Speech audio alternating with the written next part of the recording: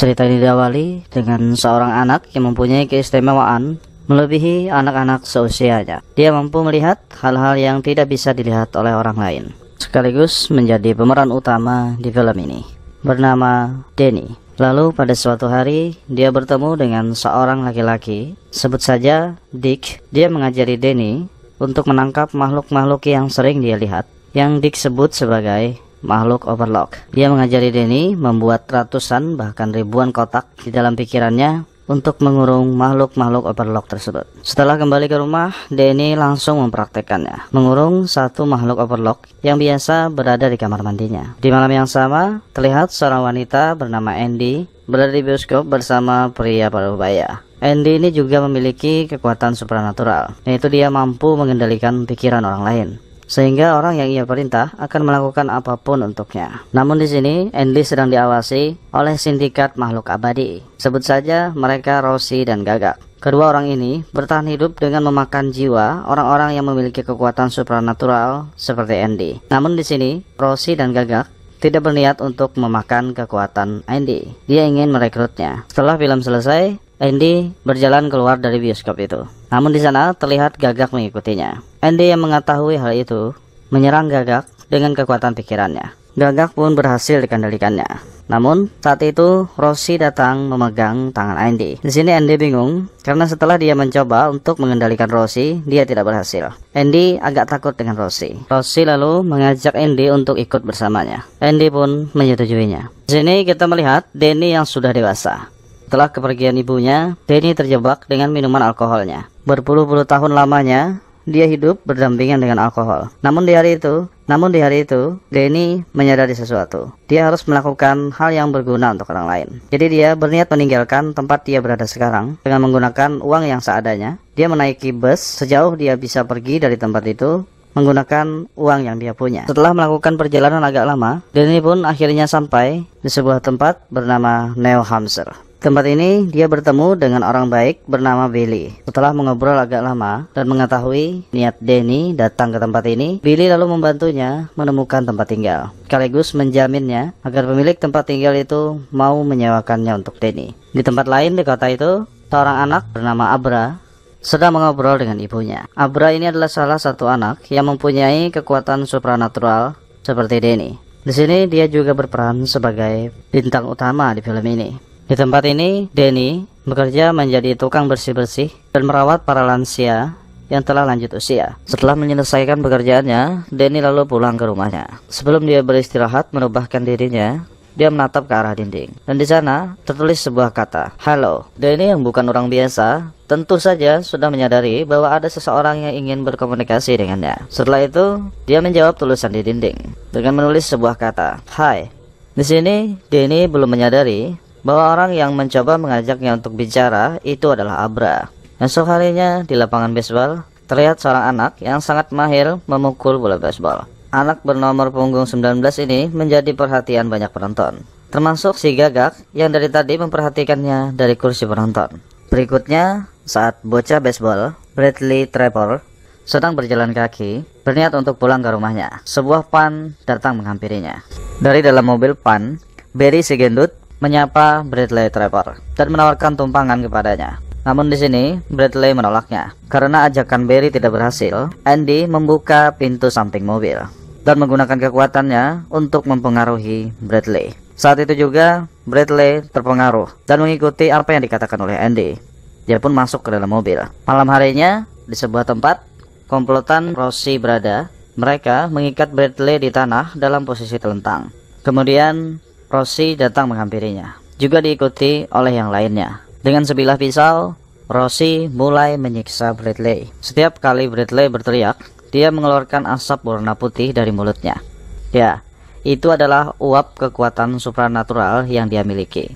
Lebih tepatnya, itu adalah uap jiwa supranatural yang menjadi makanan orang-orang seperti Rosie, Gagak, dan yang lainnya. Dengan mengkonsumsi uap tersebut, mereka dapat memperpanjang umur menjadi awet muda. Satu persatu, orang-orang ini bergantian menghirup uap yang dikeluarkan oleh Bradley.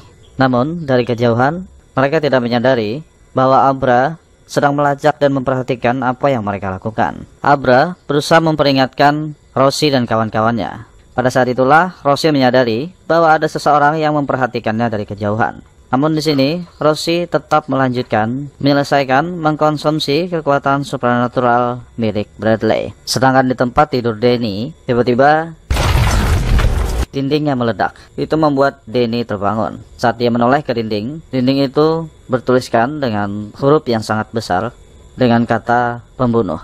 Danny langsung menuliskan sebuah kata, siapa? Dan muncul lagi jawaban, pecah bisbal. Rossi dan kawan-kawan masih melanjutkan penyiksaan. Namun di sini Bradley sudah sekarat. Karena sudah tidak banyak lagi mengeluarkan uap, Rossi langsung menyelesaikan membunuh Bradley untuk mengambil uap terakhirnya. Setelah itu Rossi dan Gagak menguburkan jasad Bradley, lalu pergi meninggalkan tempat itu. Esok harinya Abra kembali masuk sekolah seperti biasanya. Namun di sela belajarnya, dia mencari data diri Bradley. Dia pun menemukannya, lalu mengunduhnya. Setelah pulang ke rumah, Abra langsung pergi ke kamarnya.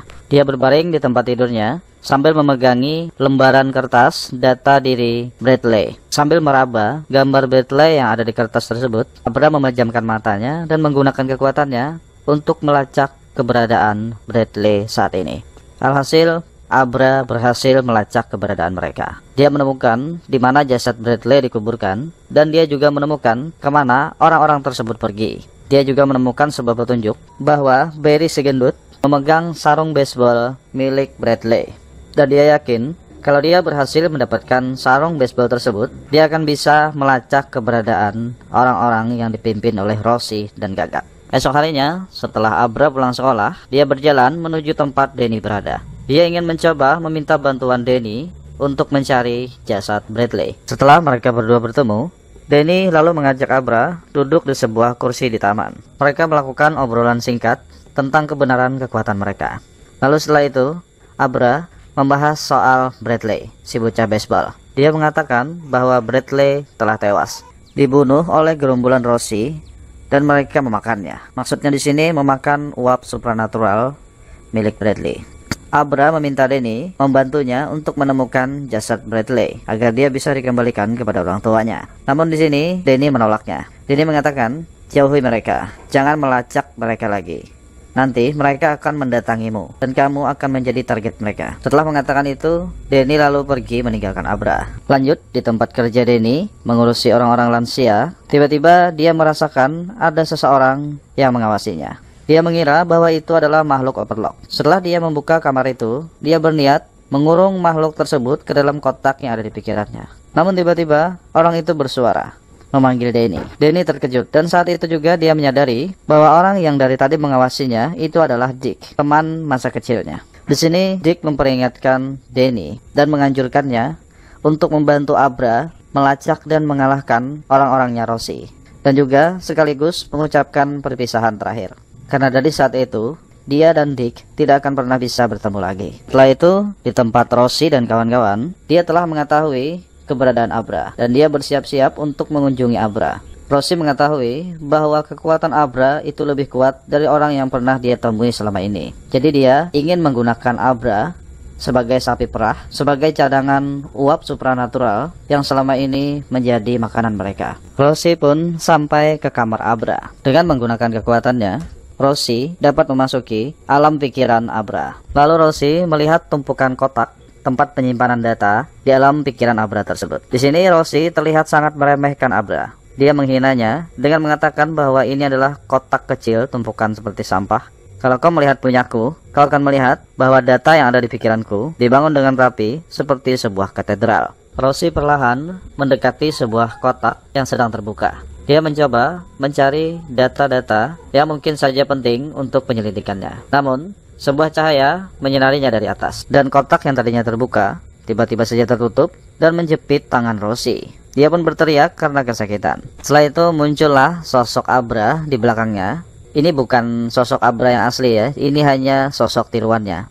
Dan tempat Rossi berada sekarang itu berada di dalam pikiran Abra. Jadi sebenarnya di sini Abra sudah menunggu kedatangan Rossi. Dia sengaja memasang jebakan untuk menjebak Rossi di pikirannya. Setelah itu Abra perlahan mendekati Rossi. Setelah agak dekat, Rossi lalu memukulnya. Namun tiba-tiba sosok Abra menghilang. Dan tanpa dia sadari, Abra telah memasuki kepalanya dan mengacak-acak data yang ada di kepala Rosie yang katanya berbentuk seperti katedral. Rosie terus berusaha melawan jebakan Abra tersebut. Dia menarik tangannya dari jepitan kotak yang di depannya. Dia menariknya dengan paksa, sehingga membuat kulit tangannya terkoyak. Setelah itu dia perlahan mundur dan meninggalkan ruang pikiran Abra tersebut. Setelah kembali ke jasadnya, Rosie terlempar dari atas mobil. Saat itulah Gagak, Andy, dan Barry datang menghampiri Rosie. Dan Rosie mengatakan bahwa dia telah dijebak. Dan Abra berhasil memasuki pikirannya dan mencuri data yang ada di kepalanya. Di pagi harinya, Danny yang telah berubah pikiran mendatangi Billy. Dia meminta bantuan Billy agar meminjamkan mobil dan menemaninya untuk mencari jasad Bradley. Tanpa dia duga, Billy menyetujuinya dan ikut bersamanya untuk mencari jasad Bradley. Di sepanjang perjalanan, dia dibimbing oleh Abra yang menunjukkan tempat di mana jasad Bradley dikuburkan. Di tempat Rosie dan kawan-kawan, Gagak, Andy, dan Barry Segendut bersiap-siap untuk mendatangi Abra. Namun di sini Rosie tidak ikut karena Gagak menyarankan bahwa Rosie telah dilacak oleh Abra. Kalau Rosie ikut, mungkin saja Abra akan mengetahuinya dan dia akan melarikan diri. Jadi Gagak, Andy, dan Barry Segendut pergi tanpa Rosie untuk menangkap Abra. Danny dan Billy yang diarahkan oleh Abra telah berhasil menemukan lokasi tempat di mana Bradley dikuburkan. Mereka lalu menggali tempat itu. Alhasil mereka menemukan jasad Bradley yang telah membusuk. Setelah itu mereka kembali.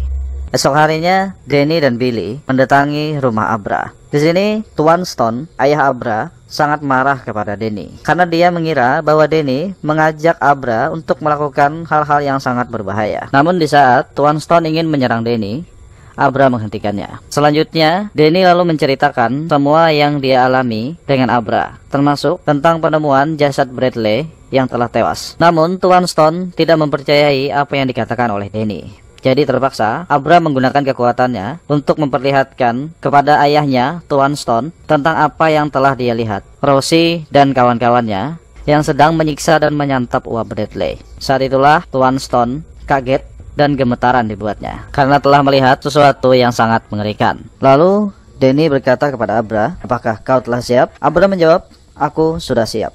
Setelah itu Danny mengeluarkan sarung baseball dan menyerahkannya kepada Abra agar Abra bisa melacak keberadaan Barry Segendut saat ini. Setelah Abra menggunakan kekuatannya, dia pun langsung melihat keberadaan Barry bersama dengan Gagak, Andy, dan yang lainnya. Namun di sana dia tidak menemukan Rosie. Setelah mengatakan yang dia temukan kepada Danny, lalu Danny, Abra, dan ayahnya Stone pergi ke kamar Abra untuk memastikan sesuatu. Dan Danny bertanya kepada Abra, apakah hanya kamar ini yang dilihat oleh Rosie? Abra menjawab, ya, hanya kamar ini yang dia ketahui. Kemudian Danny menyarankan kepada Abra untuk membuat sebuah jebakan. Abra pun menyetujuinya. Kemudian Danny, Billy, dan Abra pergi ke hutan. Mereka menyiapkan tempat agar bisa menyergap komplotan Gagak, Andy, Barry Segendut, dan yang lainnya. Setelah sampai, Abra duduk di atas sebuah meja menunggu kedatangan Gagak dan kawan-kawannya. Tak lama setelah itu, sebuah mobil besar tiba di sana. Gagak dan kawan-kawan perlahan turun dari mobil dan berada tepat di depan Abra. Setelah itu, Andy yang di tangannya memegang jarum suntik yang berisi bius perlahan mendekati Abra. Dia menggunakan kekuatannya pada Abra. Di sini Abra berpura-pura dikendalikan oleh Andy. Setelah dekat, Andy menusukkan jarum suntik yang berisi obat bius itu ke leher Abra. Dia pun senang karena pekerjaannya berjalan dengan mudah. Dan dia menatap ke arah teman-temannya di belakang. Namun tiba-tiba, saat dia kembali menatap ke arah Abra, Abra sudah tidak ada di sana. Yang dipegangnya saat ini hanya sebuah boneka. Dan saat itu juga, Andy, Gagak, dan Barry menyadari kalau mereka telah dijebak. Dari kejauhan, terdengar suara tembakan. Korban pertama adalah Barry Segendut yang tertembak. Sedangkan Rosie yang dari jauh melacak keberadaan teman-temannya, merasakan dan mengetahui apa yang dialami oleh teman-temannya. Lalu dia berteriak, "Tidak, pergi dari sana. Pergi, itu adalah jebakan." Namun karena posisinya yang jauh, dia tidak bisa melakukan apa-apa. Dia hanya bisa melihat dan merasakan teman-temannya satu persatu dibantai oleh Danny dan Billy.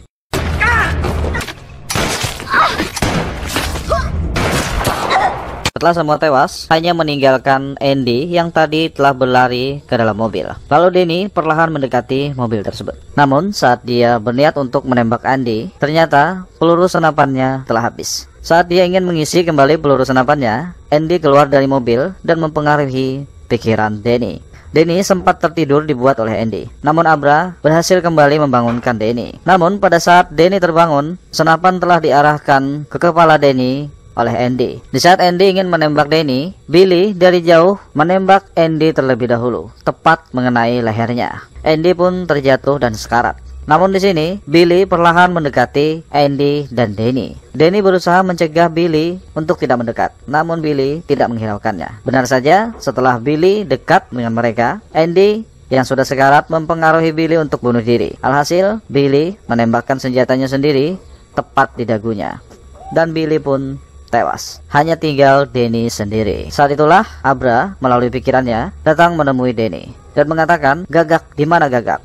Cepat cari dia." Namun tiba-tiba saat Abra ingin menyelesaikan kata-katanya, dia langsung menghilang. Ternyata Gagak telah pergi ke rumah Abra dan berhasil menyuntikkan obat bius pada Abra. Di sini Tuan Stone, ayah Abra, berusaha menghentikan Gagak membawa Abra. Namun alhasil Tuan Stone tewas di tangan Gagak. Gagak pun lalu pergi membawa Abra. Menaiki mobilnya, dia berniat membawa Abra kembali menemui Rosie. Denny yang telah membantai kelompok yang ada di hutan, dia lalu kembali ke rumahnya. Setelah sampai, dia mencoba berpikir bagaimana caranya menemukan Abra. Saat itulah dia teringat kata-kata Abra, bahwa otaknya seperti radio. Denny lalu berhenti mencoba menghubungi Abra. Dia hanya mendengarkannya. Dan akhirnya Denny berhasil. Dia menemukan Abra di dalam mobil. Di depannya ada Gagak yang sedang menyetir. Denny lalu mengambil alih tubuh Abra. Dia mengajak bicara Gagak dan mengatakan, "Akulah yang telah membunuh teman-temanmu." Dan setelah itu Denny mengendalikan tubuh Gagak. Alhasil mobil itu menabrak sebuah pohon dan Gagak terlempar ke depan dalam keadaan sekarat. Akhirnya Gagak tewas. Saat ini hanya tinggal Rosie sendiri. Saat Abra kembali berjalan di jalan raya, di depannya terlihat Rosie sedang menghadangnya. Namun ini bukan Rosie yang asli. Ini hanya bayangan kiriman Rosie untuk menakuti Abra. Abra yang mengetahui itu hanya berjalan melewatinya. Rosie yang sedang di puncak amarahnya mengambil semua cadangan uap yang dia miliki dan mengkonsumsinya. Setelah dia mengkonsumsi semuanya, luka-luka yang ada di tangannya sembuh total. Esok harinya, Denny lalu menjemput Abra dan membawanya pergi ke suatu tempat untuk membuat jebakan kalau Rosie mengejar mereka. Tempat itu adalah rumah masa kecil Denny. Ya, itu adalah Hotel Overlook, di mana semua tentang kehidupan Denny berawal. Setelah keluar dari mobil, Denny menyuruh Abra untuk menunggu di mobil dan memperhatikan ke ujung jalan. Kalau ada cahaya lampu di sana, itu artinya Rosie telah datang mengejar mereka dan mengatakan agar Abra menghubungi Denny. Denny masuk ke dalam Hotel Overlook. Setelah dia masuk ke dalam, dia tiba di sebuah bar. Di sana, dia bertemu dengan ayahnya, Tuan Jack. Bagi kalian yang penasaran, akan saya jelaskan di sini sedikit. Tuan Jack, dia tersesat ke sisi gelap dan dikendalikan oleh sisi gelapnya. Dia berusaha membunuh Denny dan ibunya, namun Jack gagal melakukannya. Berakhir dengan kematian Jack. Pada saat itu, ibunya menjadi orang yang sangat berbeda karena terpukul dengan apa yang telah dilakukan oleh suaminya Jack. Denny diperlakukan ibunya sangat berbeda setelah kejadian itu. Dan setelah ibunya tewas, Denny lalu menyalahkan dirinya sendiri dan berkabung dalam minuman alkohol. Pada saat itu, dia melakukan obrolan singkat tentang masa lalu bersama ayahnya. Setelah agak lama perbincangan itu, tiba-tiba Abra menghubungi Denny. Dia mengatakan bahwa Rosie telah datang. Denny dengan cepat berlari keluar dari Hotel Overlook dan menjemput Abra. Dia kembali masuk ke dalam hotel dan menunggu Rosie di tengah ruangan. Di luar ruangan, Rosie telah sampai di depan Hotel Overlook. Kemudian dia perlahan masuk ke dalam. Rosie pun tiba di tengah ruangan dan di depannya ada Denny bersama dengan Abra berdiri di atas tangga sambil menatapnya. Setelah obrolan singkat, Denny lalu mengaktifkan kekuatannya dan menyeret Rosie masuk ke dalam pikirannya yang berbentuk seperti labirin. Saat itulah Abra mulai memburu Rosie dan melukainya. Namun, karena terlalu sering diserang oleh Abra, Rosie mengetahui pola serangannya. Dan pada serangan berikutnya, Rosie berhasil menangkap Abra dan mencekik lehernya. Pada saat itulah dia mengetahui bahwa ini bukan pikiran Abra. Ini adalah pikiran Denny. Lalu dia menyerang balik dan berhasil keluar dari pikiran Denny. Denny terjungkal dibuatnya. Setelah itu dia menyuruh Abra untuk berlari. Abra menurutinya. Terjadilah pertarungan fisik antara Rosie dan Denny. Di sini Denny berhasil dikalahkan oleh Rosie. Mungkin karena Rosie telah hidup cukup lama, dan mempunyai pengalaman lebih banyak dari Danny, membuat Danny dapat dikalahkan oleh Rosie. Rosie lalu mencekik Danny dan menyiksanya. Rosie berniat mengkonsumsi uap supranatural milik Danny. Dia pun perlahan mengkonsumsi uap tersebut. Namun, setelah dia mulai memasuki ingatan Danny, dia pun jadi penasaran dan beralih menjambak kepala Danny dan mencoba membaca pikirannya. Setelah dia sampai di sana, dia menemukan ada banyak kotak-kotak penyimpanan berjajar di sana dan ada sesuatu di dalamnya. Rosie bertanya, apa isi dari kotak itu? Apakah sesuatu yang istimewa? Lalu Danny menjawab, mereka tidak istimewa, mereka kelaparan. Kemudian Danny melepaskan beberapa makhluk dari kotak yang ada di dalam pikirannya. Pada saat itulah makhluk Overlock yang dilepaskan oleh Danny mulai menyerang Rosie dan menyedot semua kekuatan supranatural yang dimiliki Rosie. Dan itu terus berlanjut sampai dengan Rosie tewas. Setelah itu, para makhluk Overlock itu menyerang Danny dan mempengaruhinya, sehingga Danny juga tersesat ke sisi gelap seperti ayahnya. Setelah itu, Danny yang sedang memegang kapak bertemu dengan Abra. Setelah melihat wajah Danny, Abra lalu berlari dan Danny mengejar di belakangnya. Abra lalu sampai di ruangan 237 dan memasukinya. Abra akhirnya terkurung di kamar itu dan Danny telah menemukannya. Mereka saling berhadapan. Abra lalu berkata, kau si hotel telah mengendalikan tubuh Danny, tapi dia masih ada di dalam sana. Lalu Abra memegang tangan Danny dan berhasil menyadarkannya. Danny lalu membujuk Abra untuk meninggalkan hotel Overlock tersebut. Dia meyakinkan Abra bahwa dia akan menangani semuanya.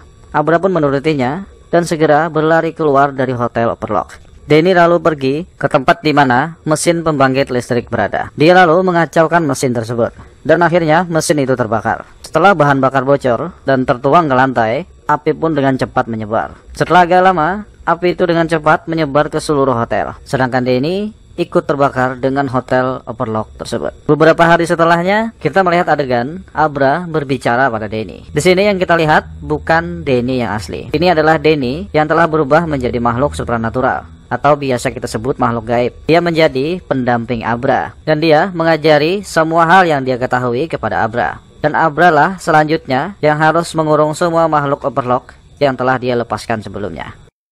Dan film pun berakhir.